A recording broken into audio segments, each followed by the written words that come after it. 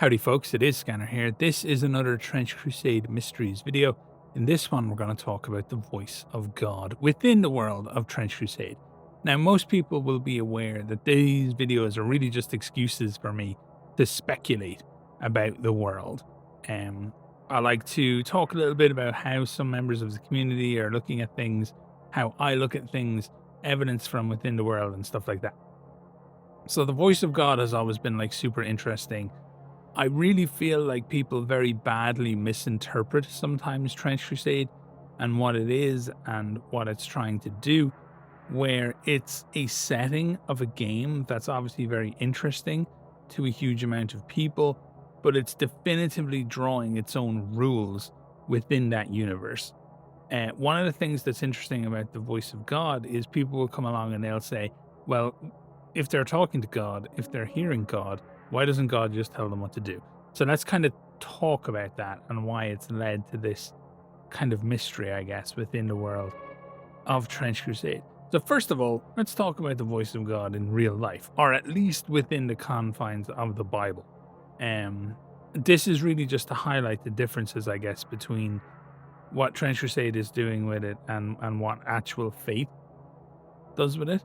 Because in the Old Testament, now these numbers are not exact, but in the Old Testament, I believe there's around 900 different verses or entries or however it is you wish to describe them. And roughly half of those will have God speaking. The Old Testament is often referred to as having been breathed out by God or something like that. I can't remember the exact phrase, but there's a lot of God said, God told, God demanded, God exacerbated, whatever it is that God was up to in the Old Testament. Everyone and their dog was hearing God. And you were 100% sure that you were hearing God too. There's no fucking around here. You absolutely heard God and God told you what to do. That was very Old Testament-y. Trench Crusade doesn't run that way at all. There's not this certainty outside of the structure of the universe, the structure of the game. You have hell, which you know exists 100%, and if hell exists, then certainly God exists. God is very much what I personally would imagine a god to be, which is essentially something beyond the comprehension of a mortal human being. That appears to be the way that they are going with God and for God in the Trench Crusade world. Even the angels themselves are almost impossible to comprehend and understand and survive being witnessed to. So imagine what God is like. But anyway, let's talk a little bit about the Word of God and just some interesting little bits and pieces before I get to my point. So the main focus of the Word of God in Trench Crusade is the Synod of Strategic Prophecy. They are building their headquarters in a valley that amplifies the divine echo, or the words of creation, which is consistently used as meaning the voice of God or interchangeably with the voice of God.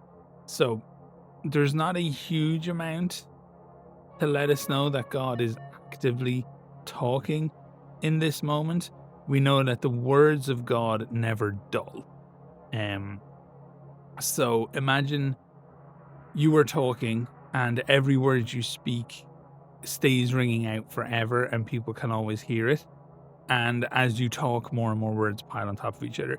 Literally the easiest way to imagine this is take a YouTube video and open it in four different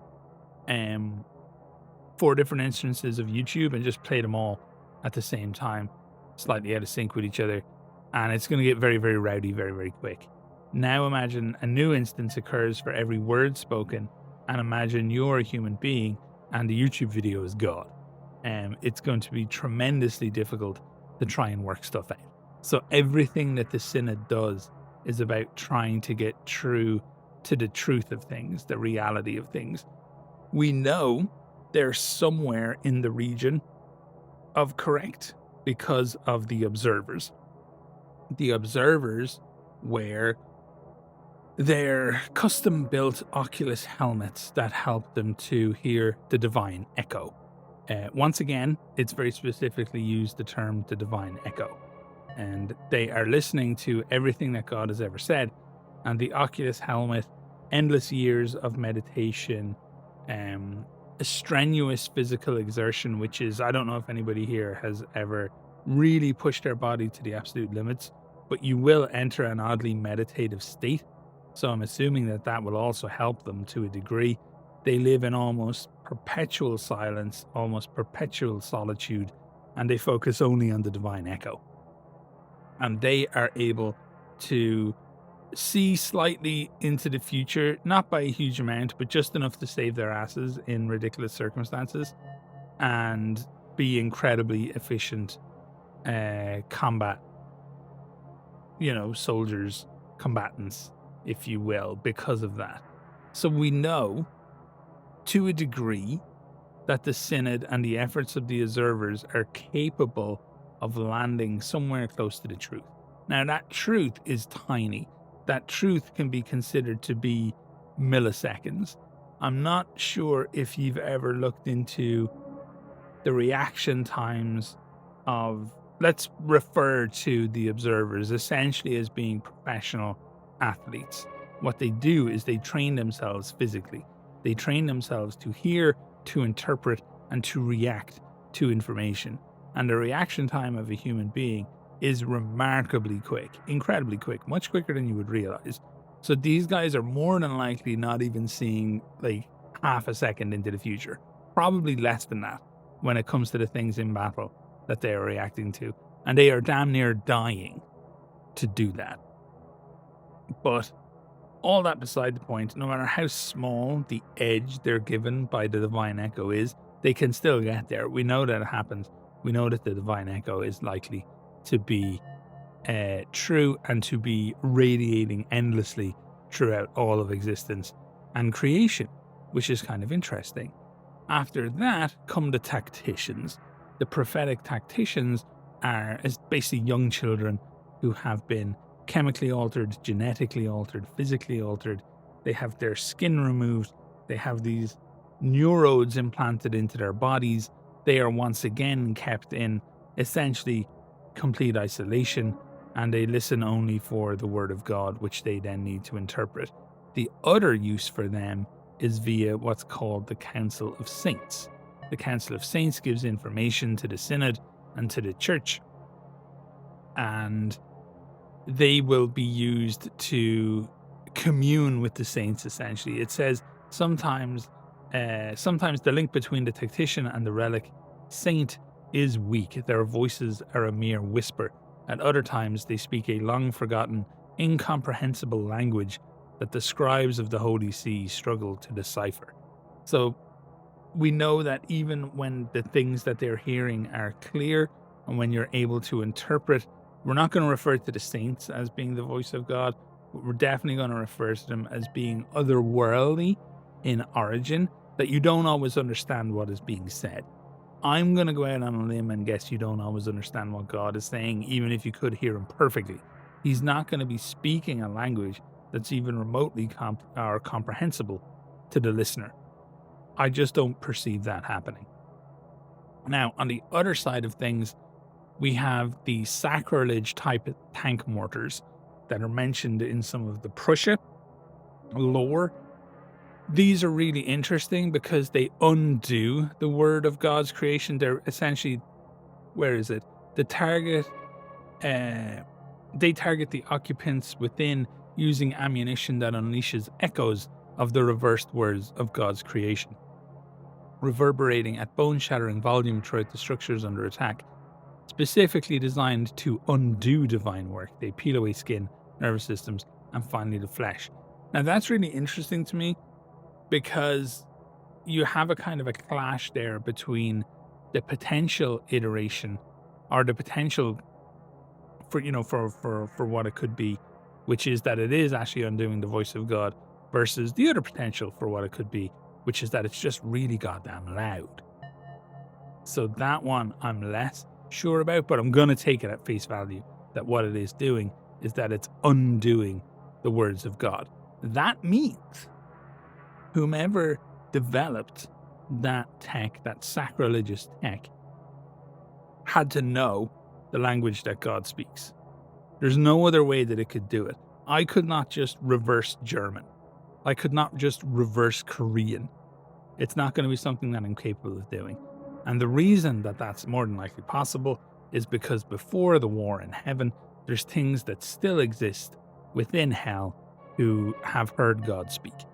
Before they were fallen angels, they were angels, and they very likely heard God talk. They understood God. They knew the language, whatever. So yeah, all that said, I think that sets up and demolishes the concept that God would just tell you what to do. I don't even know if people would be capable of understanding or figuring out what it is that God is trying to say in the first place. This is not the Old Testament where God was just like, yo, don't ride that donkey. And everyone went, okay, we won't, but I will. So I'm going to get stoned to death. My bad. That is just highly unlikely to occur. So where I'm going with this is I consider a lot. I don't know why I think about this a lot. It's just something that pops into my head sometimes. It's kind of like my Roman Empire. I like to think that I'm really more of an agnostic, I feel, than a atheist. And the reason I classify myself that way is because I'm looking at the world that we exist in, and I consider the fact that if you take the existence and capability of a fruit fly that lives for 24 hours and really doesn't do much versus the existence and capability of even an average human, we might appear as gods unto fruit flies, basically. So I'm not diminishing the possibility or dismissing the possibility of something existing in the universe that, compared to me, I would interpret as a god. So I consider myself to be agnostic.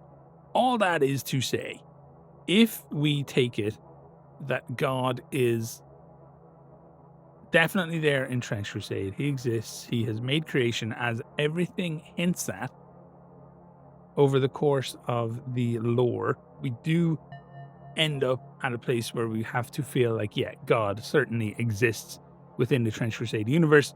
You can debate back and forth whether some of the things that people are hearing are definitively God or are they devils, because we see that a bit with Council of Saints, where they kind of infiltrate and portray themselves as saints and things of that nature. I'm sure that there's demons out there who appear to people and go, yo, I'm God, but they're actually demons. The damned can appear divine in the Trench Crusade universe. We've seen it mentioned with regards to the Hellgate of the North. All that aside, the reason why God allows this entire thing to happen, this is where we're getting to. The ultimate question that people ask, why would God let this happen? Is because God cannot create an infallible being. Be it the angels, be it the beasts of the earth, be it the fishes of the sea, the birds of the sky, are human beings. God cannot create an infallible being. That we know of, because one of the things that was very important to God was the concept of free will. And if you create something that's always going to be right and always going to make the right choice, that is not free will. You have not granted that creature free will. That creature is never deciding what it's going to do. And ultimately, that is where Trench Crusade boils down. That is what it boils down to. That is why Trench Crusade has placed limits on not just the voice of God within the game, but also the premise of God within the game. Because God, by definition, is infallible and would always do the right thing. So what God needs to do is stay out of the arguments, stay out of things with hell, and that's why the Covenant of Hell exists, which, means that as long as demons, true demons, don't cross onto Earth, then angels will stay away and all this kind of stuff. They're trying to meet in the middle for what the game needs to explain itself and exist as a premise, ultimately. And that's my take, I think, on the voice of God. The reason all these layers of complexity and distance are built up between what people could possibly take from the voice of God and what God could possibly say to us that would be understandable is literally because the game must exist. And if you're going to play the game, if you're going to involve yourself in the universe, I don't think it makes a tremendous amount of sense to sit there and go, well, that doesn't make a lot of sense to me. Of course, it's not going to make a lot of sense to you. It's a game about angels and demons and God and all kinds of very difficult to wrap your head around things. If you look at it from within a in-universe perspective, the reason why God is removed from things a little bit, the reason why God is even allowing this to happen, the reason why the voice of God is so difficult to decipher is because God could not possibly make an infallible being, because if he did, he'd be making himself, and there'd be no free will. That's where it boils down for me. Feel free to disagree with me in the comment section, as I'm sure plenty of you will do. But that's what I'm going with. That is where I've settled on for the Trench Crusade universe, is that God is simply very much an adherent of the concept of free will. And I still maintain the argument that from his point of view, and from the point of view of many of the faithful, lifetime on Earth is really not a very long time compared to eternity in heaven. So we'll talk about that one more in the future. But anyway, that's it. I'm going to stop rambling.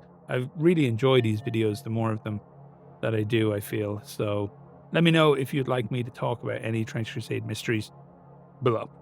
Thanks so much for watching, folks, and all the best.